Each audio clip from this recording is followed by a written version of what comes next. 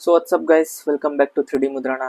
And हमारा back tag हो चुका है कंप्लीट। बस इसमें एक ही प्रॉब्लम था, सॉरी, जो कि इधर जो कार्ड बैठने वाला है उसका स्लॉट नहीं ऐड किया था। सो हमने उसको अपग्रेड कर चुके हैं। एंड ये रहा, प्रॉपरली कार्ड बैठ रहा है। हॉट व्हील का लोगो है, कार का नाम है। सो ये भी फाइनल नहीं है, इसके बाद भी एक या दो वेरिएशन और आएगी, उसके बाद फाइनलाइज होगा कि कौन सा फाइनल करना है। सो इसमें आप कस्टमाइज़ कर सकते हो, जो कार का कलर है, कार पे जो डिज़ाइन है, नंबर है, वो ऐड कर सकते हो इधर एंड इधर। सो फाइनल वर्जन में आपको मैं बताऊंगा कैसे दिखेगा। एंड जो ये नाम है, ये नाम की जगह पे इसको कट डाल के कार्ड पे जो नाम रहता है गाड़ी का ऑफिशियल, वो भी दिख जाएगा, ऐसा कुछ इशू नहीं है। एंड हॉट व्हील की जगह पे आपको पर्सनलाइज करना है, खुद का नाम, खुद के कंपनी का लोगो, कुछ भी करना है, वी कैन डू इट।